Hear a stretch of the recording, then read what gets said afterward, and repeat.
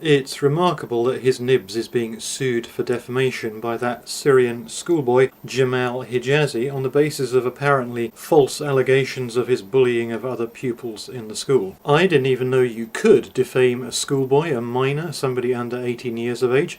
The law says that a statement is not defamatory unless its publication has caused or is likely to cause serious harm to the reputation of the claimant. I am not aware that a schoolboy can have a reputation to which harm could be caused at all, much less serious harm. I would imagine that a pretty big percentage of 15-year-old schoolboys have been guilty of bullying at some point, and even for those who haven't been, to state that they have been is hardly going to cause them serious reputational damage, because what reputation do they have to damage, much less have serious harm caused to those reputations?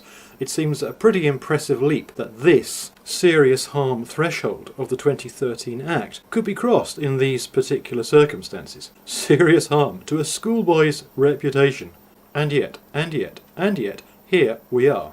These videos contain a number of false and defamatory allegations. False? I suspect not, although that remains to be seen, and he put out this witness statement. I'm a witness I've given a witness statement, and I was assaulted by Jamal Hijazi at school in Year 9.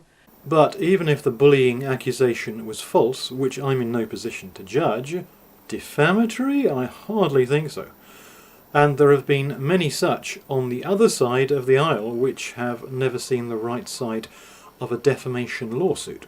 Janice Turner, writing in the Times, the girlfriend beating football thug, which was false. Then there was Sky that came out with this made-up quote, "I don't care if I incite fear of Muslims," when he was actually talking about a rape gang documentary, and what he said was... Do you know what? I'll be honest with you. Yeah. I don't care if it incites fear, so long as it educates the children and prevents them being raped. And the same headline appeared across a lot of different media. Then there was Mohammed Shafiq, who claimed he was turning his supporters into terrorists, and MP Tom Watson's letter to Google claiming his videos promoted violence. Well, maybe a spot of violence here and there. There have been many such allegations which have never resulted in a defamation lawsuit.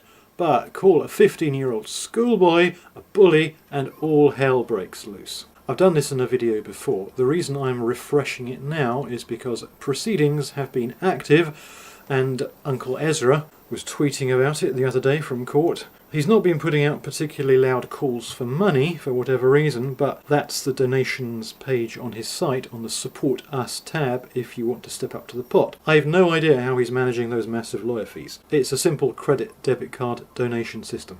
And I have to say, no offence, this site is a pile of crap. Why is there not a donate button? A big red donate button staring out from the homepage. It should jump out at you the moment you land on that page. And also, why hasn't he built up a community using like a forum? Forums are 2 a penny on the internet. I don't get why he hasn't built a communications hub there. Why not? Social media is about communication. Build it and they'll come. Don't build it and they won't come. This thing, seriously, has been designed by a pack of monkeys. Really has. Should be an all-singing, all-dancing communication centre there, and he's not bothered. It's plain weird. The lawfare designation is a good one. Unethical lawfare. What's ethical or otherwise is a wider issue, but it nails it nicely.